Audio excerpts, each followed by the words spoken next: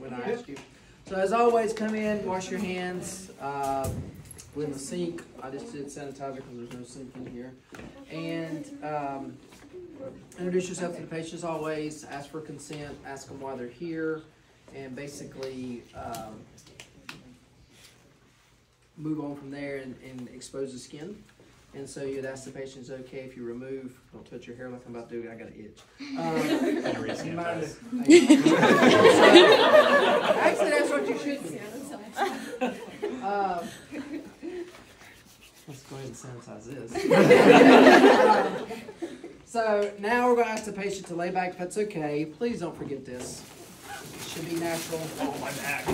So, have the patient lay back. You will sometimes have a geriatric patient that can't lay flat like this, and then what you'll have to do, you'll just have to raise the lid a little bit, or raise the bed a little bit forward, okay? But I think Jansen can handle it.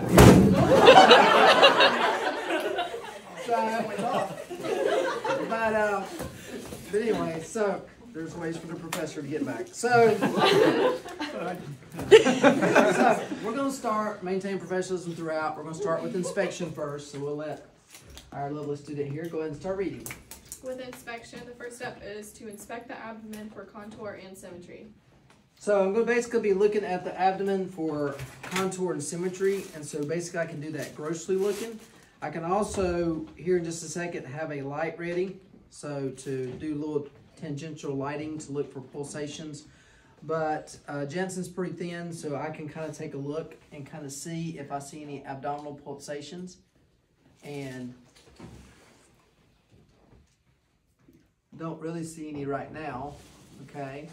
And so you can also look for peristalsis. You can sometimes hear audible gurgling. I need to be looking around the umbilicus to make sure I don't see any bulging, making sure I don't see any striae, see any surgical scars, rashes, masses, any types of lesions that I could potentially see.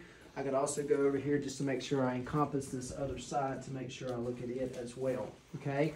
Look at hair growth, distribution, those types of things. If I wanted to ask about shaving, if I was concerned, I could ask him that as well. Do we ask about adornments or for those? Yeah, you can look for belly button rings. You'll see that some. You may see nipple rings. You can see tattoos.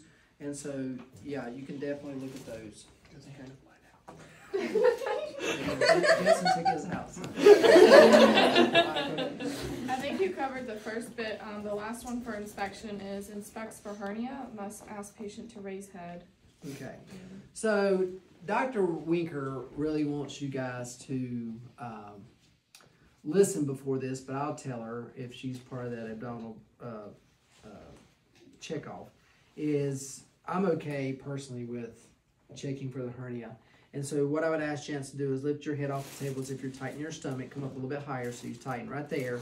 And they should always feel like they're straining. And what I typically do is I look first over the area, okay? And then if I'm questionable, if I need to just think, okay, and make sure I don't feel anything here, I'm just barely touching to make sure I don't feel any bulges, okay? That should not mess up auscultation and get his bowel to like, oh gosh, something touched me, I'm rumbling now. That shouldn't. Now, if I start doing all this stuff and start pushing, then yeah, that's going to mess up auscultation potentially, okay? I'm okay if for examination purposes that you visibly look, but just know as a clinician that you can also just kind of palpate lightly over those areas to make sure you don't feel anything raised off the skin, okay? Next is auscultation. Auscultate of abdomen with diaphragm in all 4 quadrants. All right, so nobody has a stethoscope. May I? Is that okay? I promise my wax isn't that bad. So, and I can just imitate if I need to. So, basically what you're going to do is make sure your diaphragm's on. And you said auscultate. We're just listening for bowel sounds right now? Abdomen for all 4 quadrants. Okay. So, remember, line here. Line here. Midline, umbilicus is your 4 quadrants. So I'd ask Jansen, can you roll down your short or push down just about the thickness of your waistband right now? That's perfect. So now I've got about 2 inches, and that's what I need, okay? And so that way I can adequately get into his lower quadrant when I need to. So I start up in his upper quadrant, relax. Left quadrant. Now, one of the things I want you guys to be sure of is don't be up here listening over the rib cage. You may hear some bowel sounds, but I like to get below the rib cage in that upper quadrant, okay? And then here in his lower quadrant, here, lower quadrant. I'm clearly in his lower quadrant. And here, quadrant, okay? And so, again, I wasn't on his rib cage. All right, if you're not careful, you'll listen over liver here. You don't hear anything. And so, I would listen. If I didn't hear bowel sounds within 10 seconds, I'd stay in that spot for up to 2 to 3 minutes waiting on bowel sounds to see if I heard them before I said, okay, it's hypoactive. Or no action, okay? Or no active bowel sounds. Next. Auscultates abdomen with diaphragm for liver venous hum. So what we're doing now is, remember, his rib cage is right here. So this is his ribs. So if he had portal hypertension, blood flow is not going back to the liver the way it's supposed to, okay, through that portal system. GI tract drains back through the liver.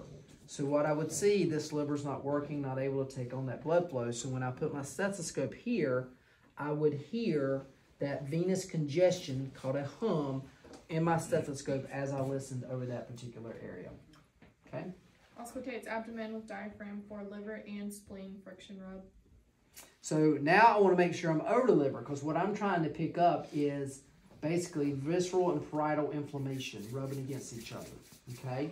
And so I want to be over the liver now, not under, and just listening as he breathes for that leather grady sound, kind of grating together.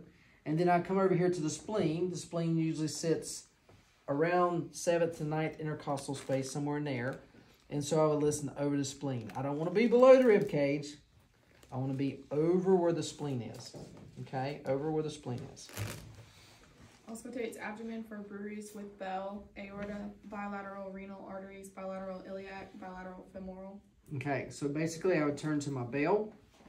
I would listen right here, get off of his rib cage just a tad. It sits just a little bit to the left of midline. I would go over here for the renal artery, and then go right here for the renal artery. I would go 45 degree down from the belly button for the iliac. And then I would listen way down here over femoral arteries, okay, for Ruiz. And it says, must note facial expression during percussion and palpation. Yeah, so as I start the palpation part, I need to make sure I'm looking at his face. This used to be an autofill back in the day. If you didn't do this, all right, you're done. We'll be doing this again soon. Yeah, so we've lightened up a little bit on that. You guys have a lot better than it was about 5 or 6 years ago. So we're going to palpate now, correct? Light and deep palpation, all 4 quadrants? Next one here is percussion, but All right, okay, we'll do percussion. Go ahead. percussion percusses all 4 quadrants, states listening for tympany and dullness. Okay, so when I percuss, I want to look at his face. Start, hands up, hitting. Y'all can see that sounds kind of tympanic, like a drum.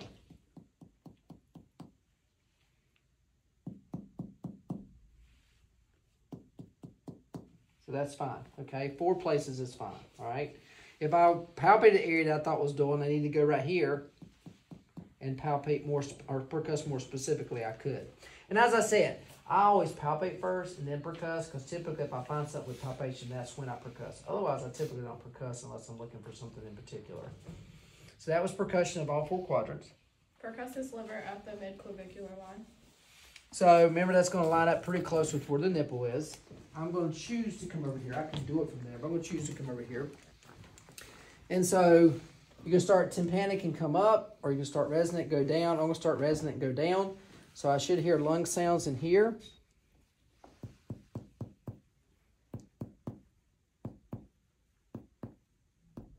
Everybody hear the difference? Right there, it's like duh, dead.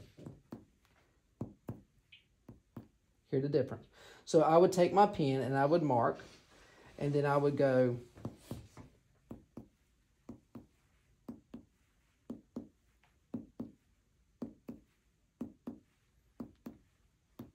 everybody hear the difference right there? I would make a mark there. So from here to here is his liver, okay? And so I would measure that. That's about 2.5 inches. If you convert that to centimeters, 2.5 centimeters in an inch. So it's going to be about 6 to 7 centimeters. 6 to 12 is normal in mid-clavicular line, okay? All right. Percusses abdomen for a gastric bubble. So finding a gastric bubble, so we know heart's up in here, so we're going to be somewhere, if this is 5th intercostal space, following the point of maximal impulse. if I go down one rib space, the 6th intercostal space, I should be close to the gastric bubble right here. Okay, and so it's going to sound more tympanic, even so more than this. Y'all hear the difference? Okay, it's going to sound even more. So 5th, 6th. I mean, that really sounds drum-like. And so that's his gastric bubble. Percussive spleen using splenic percussion sign. All right, so find the 11th intercostal space and anterior axillary line. So he's easy because he's thin. And so find his last rib here.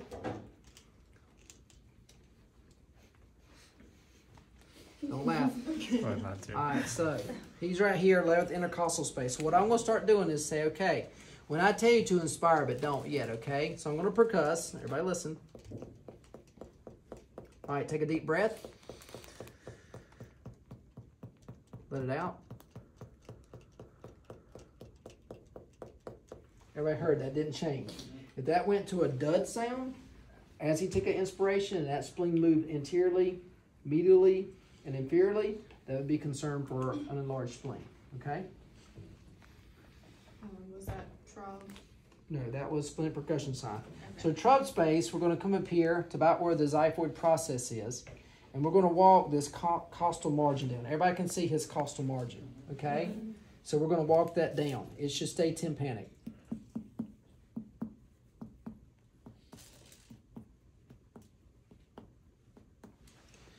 So I'm going to come from a different side now just to get a little bit better angle.